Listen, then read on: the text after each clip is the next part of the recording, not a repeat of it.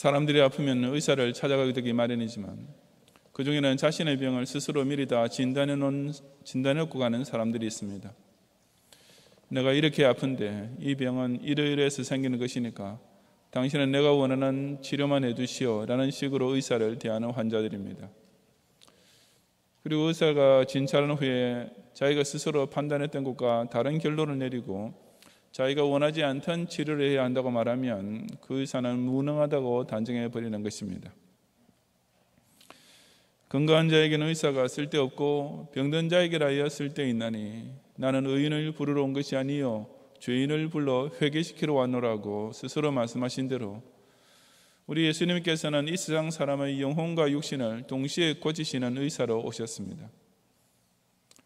그런데 이 최고의 의사 앞에 나아가면서도 자신의 병에 대해 자기 나름대로의 진단을 미리 다 내리고 예수님은 그저 자기가 원하는 대로 치료만 해주시면 된다는 식으로 대하는 사람들도 어쩌면 많이 있을 것 같지 않습니까? 실제로 예수님께서도 그런 식으로 당신 앞에 나오는 자들을 자주 만나셨습니다. 오늘 본문에서 예수님께서는 두 병자들을 고치셨습니다.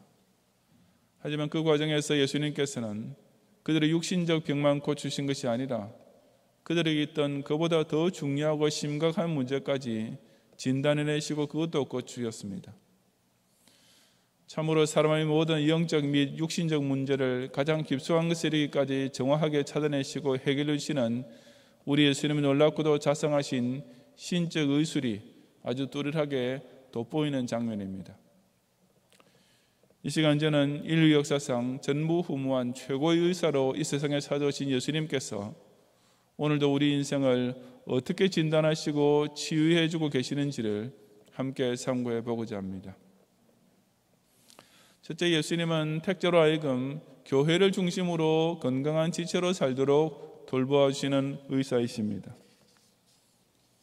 성도가 교회 중심으로 사는 것이 그 영적 건강에 얼마나 중요한 일인지를 예수님께서는 한 문둥병자를 고치시면서 일깨워 주셨습니다.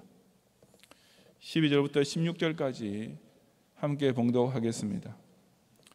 예수께서 한 동네에 계실 때 온몸에 나병 들린 사람이 있어 예수를 보고 엎드려 구하여 이르되 주여 원하시면 나를 깨끗하게 하실 수 있나이다 하니 예수께서 손을 내밀어 그에게 대시며 이르시되 내가 원하노니 깨끗함을 받으라 하신대 나병이 곧 떠나니라. 예수께서 그를 경고하시되 아무에게도 이르지 말고 가서 제사장에게 내 몸을 보이고 또 내가 깨끗하게 됨으로 인하여 모세가 명한 대로 예물을 드려 그들에게 입증하라 하셨더니 예수의 소문이 더욱 퍼짐에 수많은 무리가 말씀도 듣고 자기 병도 고침을 받고자 하여 모여오되 예수는 물러가사 한적한 곳에서 기도하시니라. 아멘. 예수님께서 갈릴리에 어느 한 동네에 계실 때 어떤 나병 들린 사람이 예수님께 나와왔습니다. 우리나라 말에 나병이라고 번역된 이 단어는 오늘날의 나병뿐 아니라 모든 종류의 악성 피부병을 다 포함하는 말이었습니다.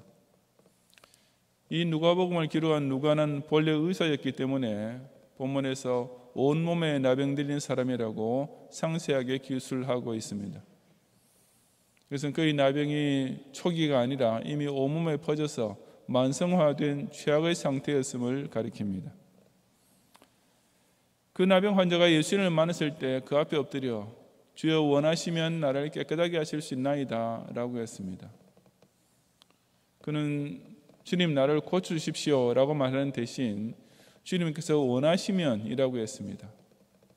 이 말은 예수님이 날 고쳐줄 의사만 있으시면 능히 고칠 수 있는 분이시다 라는 믿음이 그에게 있었음을 보여줍니다. 또 나병을 치료하십시오 라고 말하는 대신 깨끗하게 하실 수 있나이다 라고 했습니다. 그렇게 말한 까닭은 그 유대 사회에서 나병은 부정한 병으로 알려져 있었기 때문입니다. 그래서 당시 이 병에 걸린 사람은 무조건 사회에서 완전히 격리되었고 친지들이 후원으로 겨우 생기를 유지할 수밖에 없었습니다. 그리고 혹시라도 일반인이 있는 곳을 나병 환자가 지나가게 되면 멀리서부터 스스로 부정하다 부정하다라고 외침으로써 미리 주위 사람들에게 주의를 주어야만 했습니다. 이처럼 자신이 더러운 병에 걸려있다는 사실 때문에 가족과 이웃으로부터 받은 온갖 서러움이 맺혀있던 까닭에 그는 저를 고치십시오 라는 말 대신 저를 깨끗하게 해주십시오 라고 예수님께 간청했던 것입니다.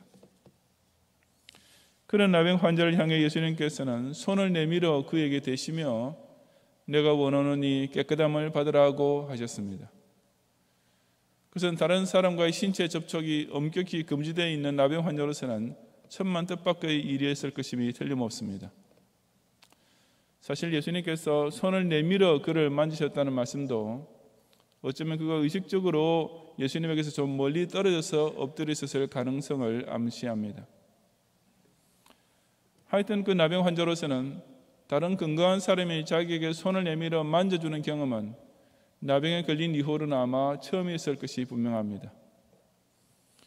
예수님께서는 그냥 말씀만으로도 능히 고칠 수 있으셨겠지만 이처럼 나병 환자에게 선뜻 손을 내밀어 만지면서 고치신 정말 마음이 따뜻한 분이셨습니다. 그 사랑의 만져주심과 그 권위 있는 치유의 선포에 그 사람의 나병은 당장 완치되었습니다. 예수님이 보통 의사였다면 모든 것이 다 여기서 끝났을 것입니다. 불치의 병을 순식간에 고치셨으니 요즘은 소위 신유원사를 받은 부흥사였다면 이제는 할렐루야 아멘을 외치면서 대단원의 막을 내리기에 딱 좋은 순간이었습니다. 하지만 예수님은 거기서 한 걸음 더 나아가셨습니다. 그 나병 나은 사람으로 하여금 가서 제사장에게 내 몸을 보이고 또 내가 깨끗하게 됨으로 인하여 모세가 명한 대로 예물을 드려 그들에게 입증하라고 명하셨던 것입니다.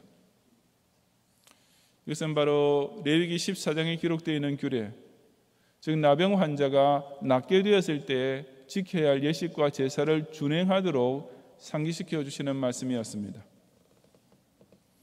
나병이 나은 후에는 제사장에 가서 확인을 받고 또 일정한 제물을 가지고 제사를 드린 후에 비로소 그 사람은 이전처럼 이스라엘 공동체의 한 일원으로서의 자격을 다시 정식으로 얻을 수 있었습니다.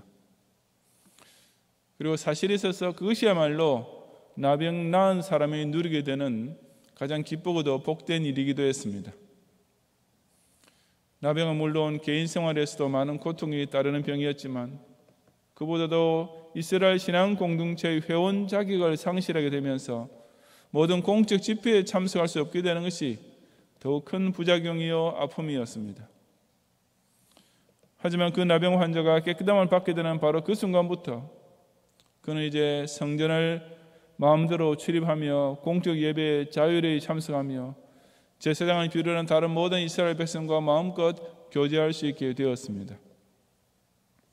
예수님께서는 바로 이 문제까지 정확히 진단하고 계셨던 까닭에 그에게 이 훨씬 더 중요한 처방까지 잊지 않도록 상기시켜 주셨던 것입니다. 인생의 진짜 기쁨과 감격이 돈 몇 푼 더 벌고 몸 건강하게 오래 살고 자식이 좋은 대학에 진학하고 좋은 직장에 취직되는 정도에 있는 것이라고 생각하십니까? 그것은 그저 나병만 고침받으면 내 인생은 완전해질 것이라고 착각하는 사고방식입니다. 저 의사도 아니면서 자기 인생의 병을 스스로 진단하는 엉터리 민간요법인 것입니다. 진짜 즐거운 인생이란 죽을 수밖에 없던 죄인이 이처럼 하나님 아버지의 집을 마음껏 치료하면서 하나님의 양자로서의 특권을 만끽하며 살시는 바로 여기에 있음을 우리가 똑바로 깨달아야 합니다. 왜냐하면 예수님께서 그것이 곧 내 인생이 진짜로 건강해지는 법이다 라고 진단해주고 계시기 때문입니다. 내시경 따위 없이도 사람의 마음속 가장 깊은 곳까지 완전히 투시하고 계시는 최고의 의사이신 예수님께서 성도는 반드시 교회에 가서 제사장에게 몸을 보이고 또 모세를 통해 명하신 대로 예물을 드리면서 자신이 진정새로 거듭난 새 사람 된 것을 증언하며 살아야 한다고 처방전을 써주셨기 때문입니다. 이것이 예수님께서 우리 인생을 진단하시는 방법과 사람이 스스로 자기 인생을 진단하는 방법의 차이점입니다. 사람들은 교회 나가봤자 별 수 없더라는 따위 엉터리 진단하지만 우리 예수님께서는 사람 반드시 하나님 앞에 나와서 예배를 드리며 살아야 한다라고 정확하게 진단하십니다. 사람들은 목사가 이래라 저래라 하고 잔소리하는 교회에 안 나가도 나 혼자서 얼마든지 착하게 살 수 있다라고 지극히 교만한 진단을 스스로 내리고 있지만, 예수님께서는 사람은 교회에 나가서 목사의 설교를 잘 듣고 자신의 영적 양식으로 삼아야 하며 교육자의 신방을 자주 받으면서 자신의 신앙생활 상태를 항상 체크해야 한다라고 영적 건강 유지 비법을 일러주십니다. 사람들은 그냥 혼자서 예수 믿고 자기 마음의 평안만 얻으면 되지 뭐하러 교회 다니면서 부담을 가질 필요가 있느냐라고 제멋대로 처방을 내리지만, 예수님께서는 사람은 주일마다 반드시 교회에 나와서 성경에 명한 대로 예물을 드리면서 살아야 한다라고 처방해 주시는 것입니다. 주님의 몸된 교회라는 이 고귀한 신앙 공동체 안에서 자유롭게 예배를 드리며 마음껏 봉사하며 같이 깨끗함을 입은 거룩한 성도들과 사랑의 교제를 얼마든지 나눌 수 있다는 사실은 우리가 항상 누리고 있기 때문에 별것 아닌 것처럼 지나치기 쉽지만, 조금만 곰곰이 생각해 보면 이 얼마나 큰 특권이요 무한한 은혜입니까? 이런 교회 중심의 생활은 우리가 예수님을 믿기 전 과거의 부정한 상태에서는 도저히 누릴 수 없던 것이었습니다. 우리가 교회 밖에 있을 때에는 생각하는 것이 항상 악하고 말하는 것이 다 저질스러운 사람, 즉 같이 더러운 사람들끼리만 어울리고 있을 뿐이었습니다. 그처럼 부정한 백성 가운데서 부정하게 살고 있던 저와 여러분에게 예수님께서는 친히 당신의 손을 내밀어 만져주시고 우리를 깨끗하게 만들어 주심으로써 이 거룩한 공동체의 지체로 살 수 있게 해주셨습니다. 바로 그 은혜 덕분에 우리는 이 교회 안에서 항상 나보다 남을 더 낫게 여기고 서로 약한 것을 오히려 감싸주는 참으로 아름다운 성도의 교제를 나누고 있는 것이 아니겠습니까? 세상의 다른 사람들로부터는 철저히 무시당하며 어디를 가도 못난이라는 소리만 들을 수밖에 없던 저와 여러분에게 우리 의사 예수님께서는 너는 이제부터 깨끗한 사람이다 라는 이 기가 막히는 치유를 그냥 공짜로 베풀어 주셨습니다. 더러운 옛사람을 깨끗하게 씻겨주시고 계속해서 우리 영적 건강을 돌보시기 위해 주님께서 당신의 피로 값주고 세워놓으신 이 예수병원, 즉 교회를 중심으로 더욱 건강한 지체로 성화되는 성도들이 되시기를 바랍니다. 둘째, 예수님은 당신을 찾는 사람에게 죄를 사해 주시는 의수를 제일 먼저 베풀어 주시는 의사이십니다. 이어지는 사건을 통해 예수님께서는 사람에게 있는 가장 큰 고질병을 정확하게 진단하시며 치료해주고 계십니다. 17절 이하 26절까지 함께 봉독하겠습니다. 하루는 가르치실 때 갈릴리의 각 마을과 유대와 예루살렘에서 온 바리새인과 율법 교사들이 앉았는데 병을 고치는 주의 능력이 예수와 함께 하더라.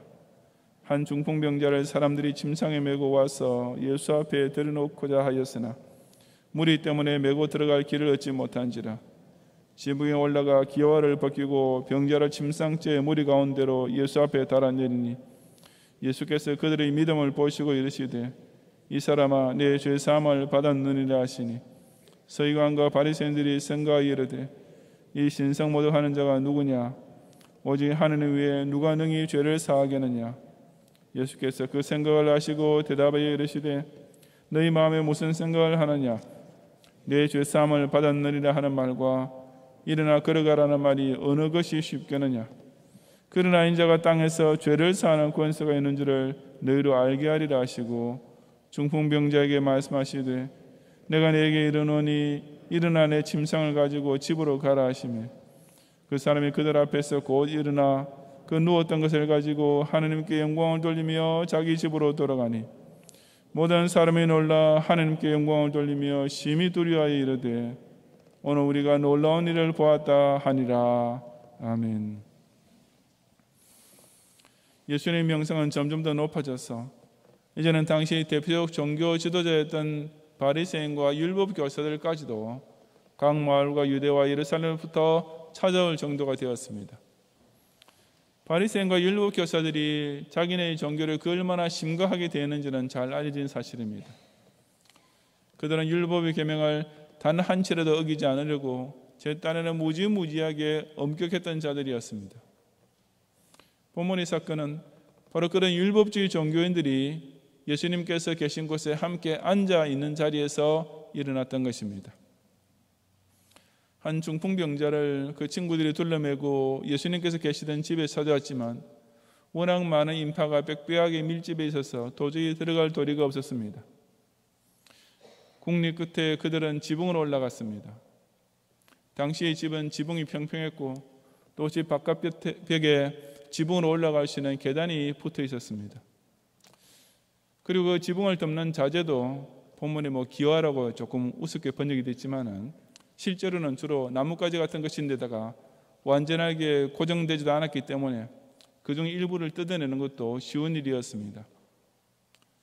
하지만 콜럼버스의 달걀처럼 그런 아이디어를 제일 처음에 생각해낸다는 것은 쉬운 일이 아니었고 그렇게 해서라도 예수님 앞에 나아가야겠다고 생각했다는 점에 그 중풍병자와 그의 친구들의 믿음이 있었습니다. 갑자기 천정에서 중풍병자 한 명이 실린 짐상 내려왔을 때 예수님께서는 그처럼 행위로 나타난 믿음을 보셨던 것입니다. 그리고 그 중풍병자나 그의 친구들로부터는 한마디 말도 없었지만 그들이 요청하는 바가 무엇인지는 그 무언 중에도 그 좌중에 있던 모든 사람들에게 너무나 명백했습니다. 하지만 바로 그때 예수님께서는 천만 뜻밖의 말씀을 하셨습니다. 이 사람아, 내 죄사함을 받았느니라고 권위 있게 선언하셨던 것입니다. 그 자리에 있던 모든 사람들이 다 의아스러워했겠지만 그 누구보다도 서기관과 바리새인들이 더욱 그러했습니다. 그들은 오직 하나님만 사람의 죄를 사하여 주실 권한을 소유하고 계시며 그런 까닭에 예수님의 그런 선언은 신성모독의 직통으로 해당되는 죄라고 생각했습니다.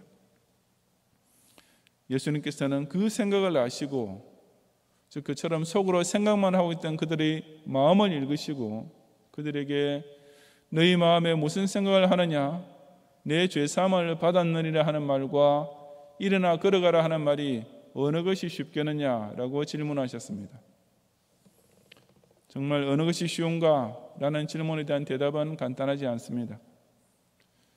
바리새인 쪽에서 본다면 죄사함을 선언해 주는 것은 눈에 보이는 결과가 필요하지 않기 때문에 당장 실제로 기적이 일어나야만 하는 병고침 선언보다는 더 쉽다고도 볼 수 있습니다. 하지만 중풍병자 입장에서 볼 때는 자기한테 내 죄사함을 받았다 하는 말씀보다는 그저 일어나 걸어가라 하고 치유를 선언해 주시는 편이 훨씬 듣기 쉬울 것입니다.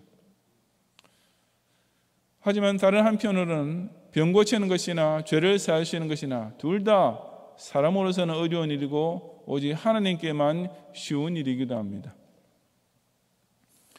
그런데도 불구하고 예수님께서 이 사람아 내 죄사함을 받았느니라는 선언을 먼저 해주신 이유는 예수님께서 곧 이어서 밝히시는 대로 인자가 땅에서 죄를 사하는 권세가 있는 줄을 그들로 하여금 알게 하려 하심이었습니다.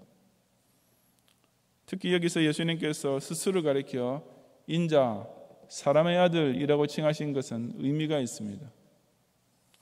이 인자라는 명칭은 다니엘서에서 심판의 권세 있는 자로 묘사되고 있는 메시아를 가리키는 단어입니다.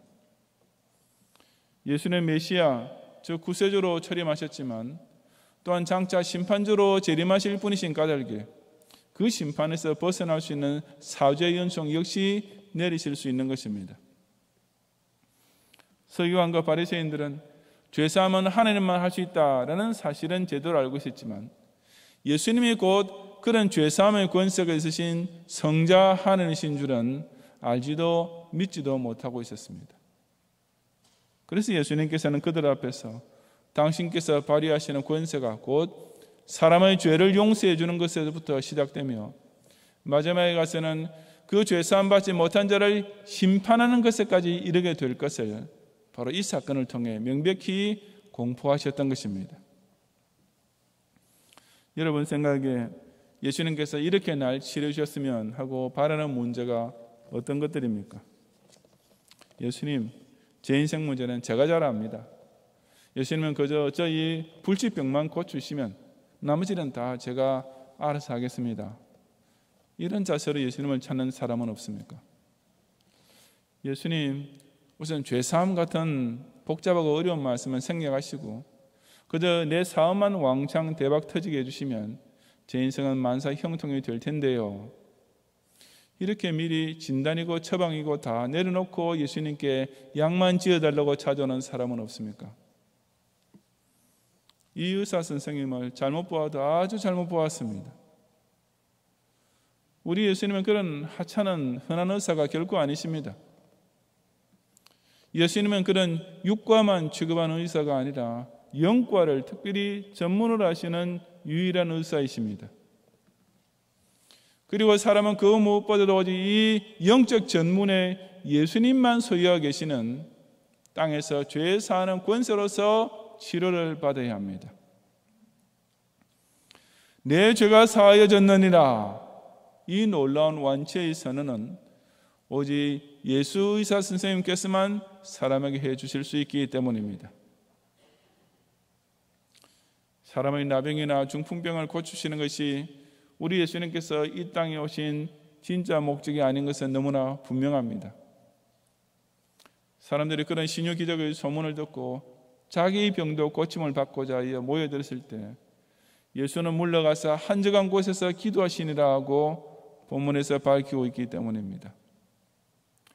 만약 사람들의 육신적 문제를 다 해결해 주시는 것이 주님께서 화육강세하신 목적이었다면 그처럼 어려운 사람들이 찾아올 때 어떻게 오히려 그들을 피해 한적한 곳으로 물러가실 수 있으셨겠습니까? 예수님께서는 적어도 그보다는 훨씬 더 중요한 병을 해결해 주기 위하여 우리에게 오신 아주 특별한 의사이시기 때문입니다. 사람이 놀라운 치료를 받기 위해서는 무엇이 어찌되었든지 간에 일단 예수님을 찾아와서 직접 만나야만 합니다.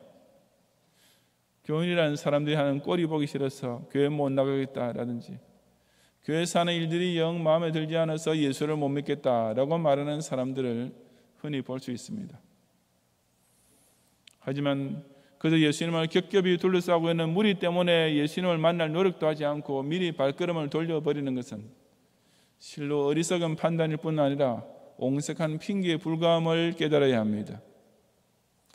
처음 교회에 나오는 새신자일수록 이 중풍병자처럼 지붕을 뚫고 내려가는 한이 있더라도 내가 예수님을 한번 만나보아야겠다.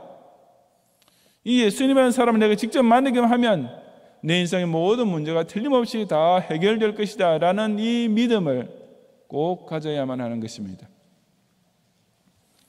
찬송가 287장의 고백대로 예수 앞에 나오면 죄사함을 받으며 우리 주만 믿으면 모두 구원 얻게 됩니다. 세상에 그 어떤 고명한 목사라 할지라도 이것보다 더 간단한 죄사함의 길을 가르칠 수 없습니다. 하나님은 어떠하시다라고 신론에 관한 책을 몇십 권 쓴 신학자랄지라도 그저 사람이 예수님 앞에 나아가는 것보다 더 나은 구원의 길을 제시해 줄 수는 없습니다. 혹 사람이 방해가 될 것 같으면 그 무리를 해치고 혹 교회가 시험이 된다면 그 교회라는 집의 지붕을 뚫어서라도 어찌하든지 그 한가운데에 계시는 예수 그리스도를 직접 만나 뵈므로써 나의 모든 죄를 한순간에 다 사해 주시는 이 고마운 무료 치료를 꼭 받는 성도들이 되시기를 바랍니다. 성도 여러분, 예수님께서 우리 인생을 진단하시는 방법은 사람이 사람 스스로를 진단하는 것과 비교해 볼 때 그 얼마나 차원과 깊이가 다릅니까? 사람에게 왜 종교가 필요한가? 내가 왜 신앙생활을 하는가에 대해 사람은 자기 나름대로 진단을 미리 내려놓고 시작합니다. 바로 그런 사람들이 교회 밖에도 구원이 있다라는 따위의 돌팔이 진단을 제멋대로 내리는 것입니다. 사람은 그저 내가 생각하는 내 인생의 제일 급한 문제들, 돈 문제, 건강 문제, 자식 문제 따위만 해결될 수 있으면 내 인생은 더 이상 아무 병이 없다고 생각합니다. 그런 식으로 예수님 앞에 나오면 그처럼 자기가 미리 준비해 놓은 처방이 예수님께서 주시리라는 이야기나 치료와는 전혀 다르니까 이 위대한 의사 예수님을 마치 세상의 무능한 의사처럼 이기고 실망하여 돌아서는 바보짓을 저지르게 되는 것입니다. 하지만 사람이 의사를 찾아가는 것은 적어도 병에 대해서는 의사가 그 병자보다 훨씬 더 잘 알기 때문이 아닙니까? 사실 저도 이가 아플 때 치과 의사를 찾아야 될 때면 제 스스로는 그저 진통제와 항생제 처방만 해주면 좋을 것 같은데 하고 나름대로 진단하고 갈 때가 있지만, 대부분의 경우 치과 의사들은 제2에서 더욱 심각한 문제를 찾아내곤 합니다. 그럴 때 제가 만약 무슨 이따위 치과 의사가 있나 하고 돌아선다면 진짜 바보는 저 자신일 뿐이며 저희 치통은 더 악화될 것이 뻔하지 않습니까? 예수님 앞에서 자기가 의사보다 더 똑똑한 체 하다가는 그처럼 평생 죄 가운데 살다가 결국에는 그처럼 더러운 영혼들만 영원히 격리 수용되는 지옥에 빠지게 될 뿐임을 알아야 합니다. 사람이 의사 앞에 나올 때는 그냥 의사들 알아서 하시라고 자기 몸을 완전히 내맡기는 것만이 바른 자세요 최상책입니다. 하물며 우리 영육 전체를 다 전궁하시는 위대한 의사 예수님 앞에서야 오죽하겠습니까? 예수님 앞에서는 그냥 찬송가 280장 말씀 가사대로 천부여 의지없어서 손들고 옵니다 하고 그냥 두 손 번쩍 들고 예수님께서 치료해 주시는 대로 맡겨두기만 하면 됩니다. 예수님께서는 우리 스스로가 요구하는 그런 진통제 메달보다는 우리가 하나님의 교회의 일원이 되어 그러한 성도의 신앙생활을 누리는 것이 최고의 보약이라고 가르쳐 주십니다.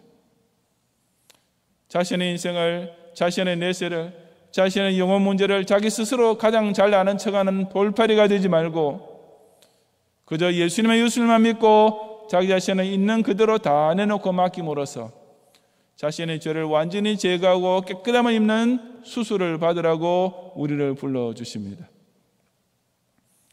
하나님께서 죄인을 위해 보내신 이 위대한 의사 예수 그리스도께서 시키시는 대로 교회라는 거룩한 병원 안에서 죄사함이란 최고의 치료를 받음으로써 건강한 금세와 영생하는 내 세례를 꼭 누리는 성도들이 되시기를 주님의 이름으로 축원합니다.